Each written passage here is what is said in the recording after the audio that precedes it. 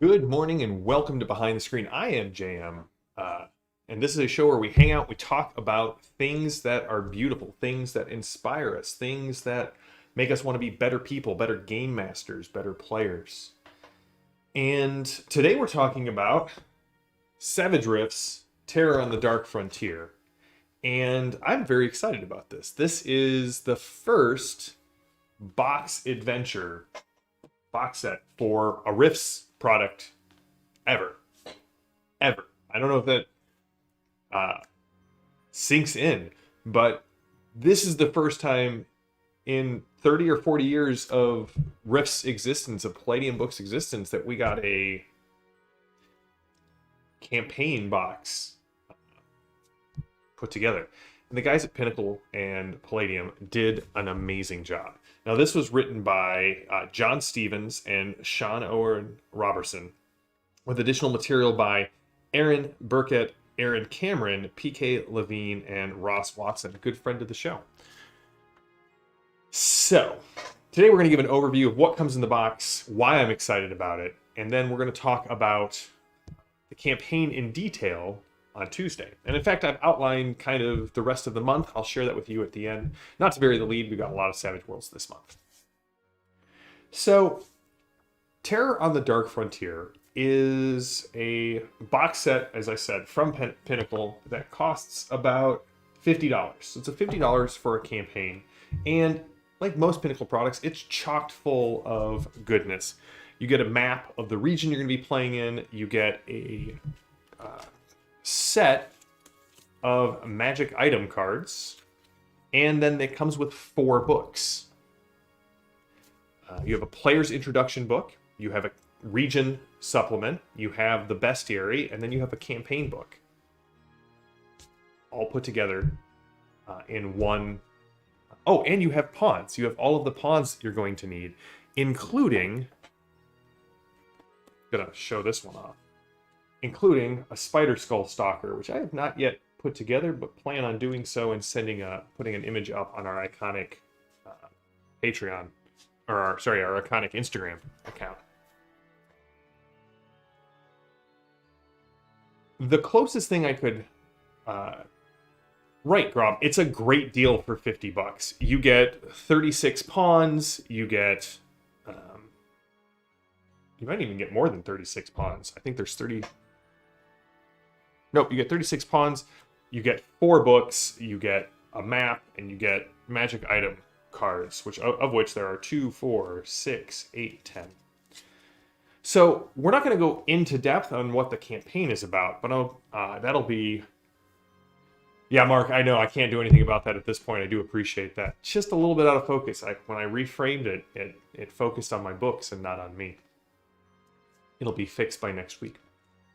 So, this is an adventure that deals with, and if you are a fan of Rifts, this is no surprise, an alien intelligence. In fact, some people would complain when we played Rifts that the Megaverse is lousy with alien intelligences. Just on Rift's Earth, you have Vampire Intelligence, Splugorth, Merlin, Nixla, and that's just off the top of my head. I did no research. It is a feature, Grom. It's not a bug, it's a feature. Because if we go back and we look at the origin of Rifts and Palladium Fantasy, we see a game that was very clearly kind of the merging of Call of Cthulhu and AD&D. No one would complain in a Call of Cthulhu game, "My God, why are there so many Elder Things?" Because that's the nature of the game. The alien intelligences are the prime elder god, eldritch horror aspect of Rifts. And so Terror on the Dark Frontier, not surprisingly, deals with an alien intelligence trying to get a foothold on Earth and expand it until the entire planet is one gooey, wormy mass. I'm sold. Like Grom said, it's a feature. You can ignore the alien intelligences in Rifts. You can focus only on the alien intelligences you want. But alien intelligence is sort of this arcane term that means a very powerful entity that can split off parts of itself to either invest or possess other creatures. It's a broad category. If you go back to Palladium Fantasy, the Great Old Ones are alien intelligences. Technically, if you go back to Palladium Fantasy, Thoth is a Great Old One and an alien intelligence, but you'd have to read the book, The Great Old Ones, too. Or the Old Ones. I don't think they legally could use the term Great Old Ones. They're just the Old Ones. So Old Ones are built into the DNA of Palladium Fantasy and Rifts, and I love it. Personally, I tend to choose regional specific ones, but they act as a great looming threat. That kind of creeping horror, that dread that keeps growing until finally it's close the gate or the world is doomed. And let's be honest, Chaosium has been making mint for years on close the rift or the world is doomed adventures for Call of Cthulhu. Mark, I would love to run a Savage Rifts game for you. Maybe after we finish our Deadlands game and we finish our Hyperborea game, I could run a Savage Rifts game for the Wednesday group. I think that would be a ton of fun. Maybe Terror on the Dark Frontier. So we're going to get into actually what the campaign is about, but this is background. So on Tuesday, if you don't want spoilers for the campaign, don't tune in. Go watch one of the other great behind the screens that we have, or read a book.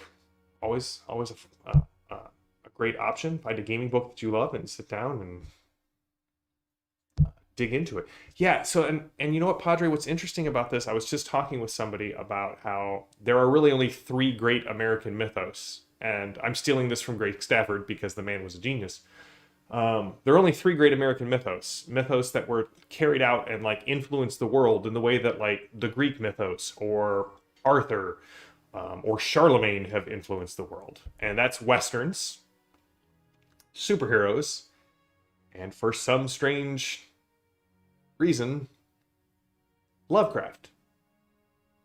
Very interesting to me because Lovecraft is really kind of an anti-mythos, right? It's the opposite of a fairy tale. It's the opposite of mythology. There's no hope for any life after this one. There's no, all of the rewards that you would get are from here. All of the knowledge you get damns you as opposed to saving you. We're way off track. So, this adventure is set in the New West area of North America. And what I have to say is kudos to the design team. They took an area that is fairly well detailed and pried some pieces apart and built their own thing in the cracks. And I'm looking forward to running Terror on the Dark Frontier. If I had to give a product that it was most closely related to, it feels very close to the horror at Headstone Hill. Not in the details, but in the style of campaign. In the fact that they give you this section of the world and say, here's what you need to know about it. Here's the main plot, but it's a sandbox for your players to kind of go out and do things in. Here's a bunch of savage tales to kind of fill in. And, I mean, seriously, this alone, the region book, is 85 pages that even when you're done with Terror on the Dark Frontier is going to be so useful to your Savage Rifts campaign that it's worth the price of admission. So yeah, it is a sandbox. Oh, so we're talking about the New West. So the New West is also, it's very interesting to me that that's where they would pick it. Like the Pinnacle team pick the New West because it feels very Deadlands-esque of an adventure. which is fine, because if you've read New West and Spirit West for Rifts, it feels very much like a Deadlands adventure anyway, right? You have the fact that, the Native American tribes, all of their magic has suddenly come back thanks to the coming of Rifts. You've got a resurgence of boomtowns and cowboys and hellfire and brimstone preachers. You got the vampires of South America or of Mexico kind of pushing north. So it feels like a perfect place for Pinnacle to play in Palladium's sandbox. You're dealing with the Comanche tribe in this area. You've got the fact that the Coalition States is pushing out west, looking to annex this area for the Coalition. And then you have, the smugglers and the gun runners who have created kind of their own little pirate kingdoms, if you will. Bandit kingdoms, I think, is a better way to define that. Plus all of the strange DBs that I associate with the New West. So it covers all of that, and then puts this sort of existential threat to the planet coming through the rifts in this area. As somebody who's a huge fan of rifts, it's something I love. Hey, John, good to see you. Good luck on your travels, sir. Hopefully, we'll get to meet up here sometime soon for the eclipse. So yeah, that's what comes in the box. $50, a campaign, a region guide, a bestiary, and then in the player's guide, what it gives you is several new iconic frameworks, as well as new equipment and some new regional edges. So you can play as in here, let's see what they give us. The Mystic Warrior, the Paradox Shaman, the regular Shaman, an updated version of the Spirit Warrior and the Shaman from the Tomorrow Legion Player's Guide, the Totem Warrior and the Tribal Warrior. A couple of new Borg models. So, why would you go out and get this product? And I'll do a review of like the campaign, the plot point campaign, and what's in the different books on Tuesday. But today I just wanted to give an overview of why this book is, or why this box set is worthwhile. So first, you get a detailed region supplement that doesn't require you to go out and buy Palladium books to fill in the details. And that's one thing that Savage Rifts has done wonderfully, is distilling 40 plus world books worth of data into what's needed to get a new game running. But still, Rifts can be daunting. What can you do in Rifts? Really anything. Dungeon crawling, high fantasy, high science fiction, cyberpunk, gritty dystopian future, vampire hunters, dimensional travelers. It's a lot. Torg has a much more, even though being just as broad, is a much more defined, here is what you do. You are Storm Knights. There is the possibility war going on. These things are rolling forward.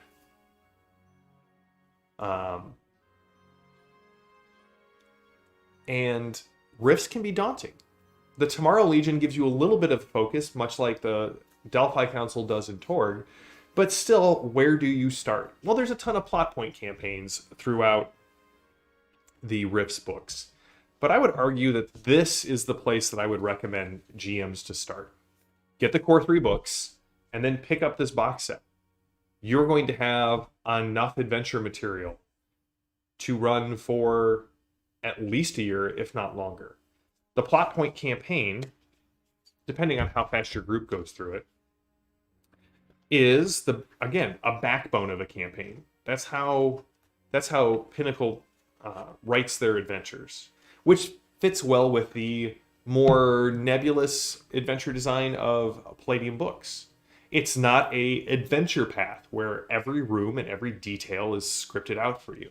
Instead, what you get is 3, 6, you get 10 adventures that are mostly fleshed out with lots of room for you to make adjustments, add in new adventures on the fly, and go from there.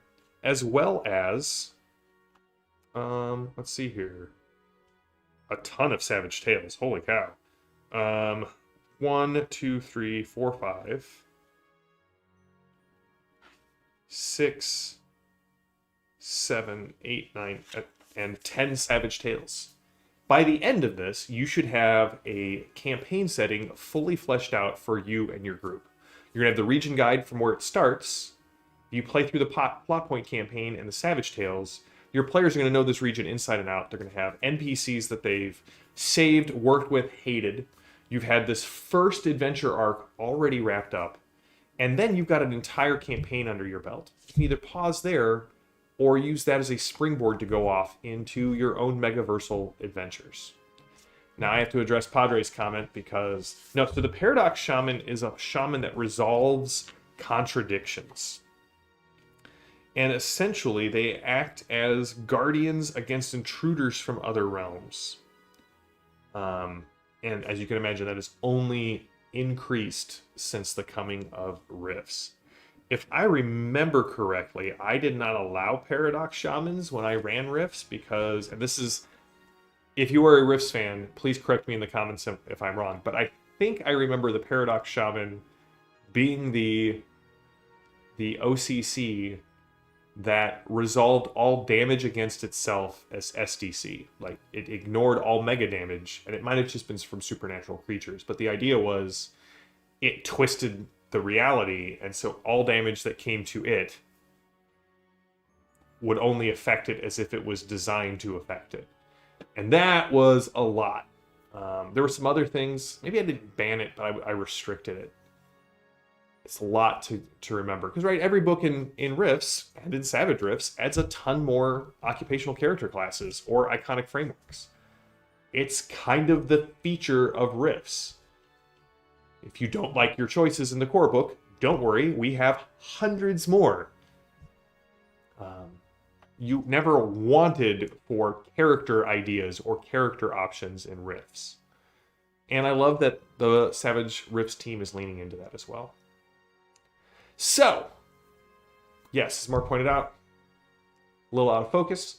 Had a homeowner's emergency that arose this morning, and I didn't have time to go through all of my normal quality checks. So if you're watching this on YouTube or watching this live now, I do apologize. Tuesday we'll be back, and we're going to talk in depth about what monsters are available in here, what's the actual setting for Terror on the Dark Frontier, as well as the campaign, the plot point campaign, in high-level detail, what's going on with it. After that, we're going to do top 10 reasons to be playing Savage Worlds in 2024, split up over 2 episodes. I think there's a lot of really interesting reasons to do this. I just ran, so every Wednesday afternoon, I run a Savage Worlds club for my son's school. I'm running Savage Worlds for 14 kids and 1 teacher. And then I went and ran Savage Worlds for a large group of kids up at Madness, which is one of our local game stores on the far side of Dallas from me. And what was amazing to see was how the kids, like all of the kids at Madness, sat down. I'm like, we're playing Savage Worlds today, and none of them wanted to play it. Their parents had already dropped them off and left, so they were stuck. But they were all coming from 5th edition Dungeons & Dragons. Which, again, got my 5 ebooks right there. Love 5th edition Dungeons & Dragons. Not as much as I love 2nd edition or 4th edition. I'm really more of a, you know how like Star Trek, every other edition or every other movie was good? That's kind of how I feel about D&D editions. But by the end of it, they all loved Savage Worlds. I had several kids trying to buy the Savage Worlds core book, but they were out of it at the game store because they had so much fun. They had fun in ways that are different than the fun that you have in D&D. And so it was really cool to see these kids really dig in and love the Savage Worlds system. So we're going to talk about that. We're going to talk about how to write a adventure the iconic way. which is basically just some adventure design ideas that I've been kicking around that I want to share here at the end of the month. Probably a 2-part episode or 2-episode series, maybe 3, talking about writing one-sheets or short adventures or adventures to use at your gaming table and the necessity of playtesting. I cannot stress this enough. And then, because this is a focus of the channel, in the middle of February, after we do the 10 reasons for Savage Rifts, I want to talk about what I'm tentatively titling Beauty and the Anti-Fan.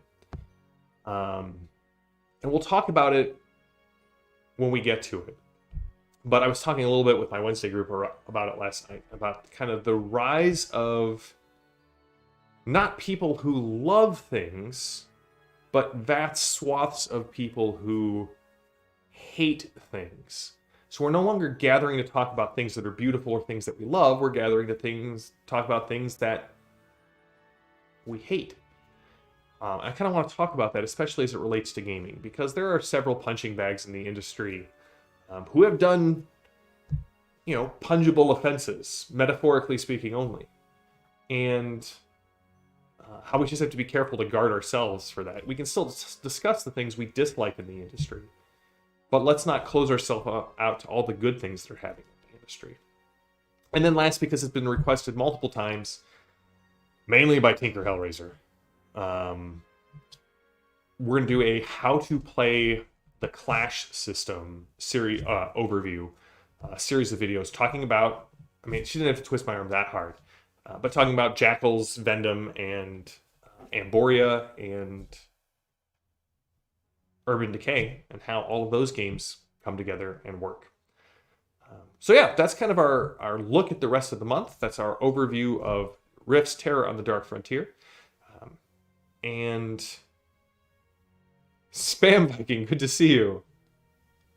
Oh man, see, now I've opened a can of worms. You got to wait for the episode, John, then bring all of this rage with you. So that's our discussion of Terror on the Dark Frontier, the overview. I really hope that you guys go check it out. It's available on drive-thru for PDF, or you can get the physical copies in now. It's gorgeous. The art is beautiful. It's in the Pinnacle style, which is slightly different than the Palladium style, but it's also full color, so what's not to love about that? So until next time, stay safe, stay healthy, stay gaming. I am JM. This has been Behind the Screen, and I will see you all on Tuesday. Have a good one.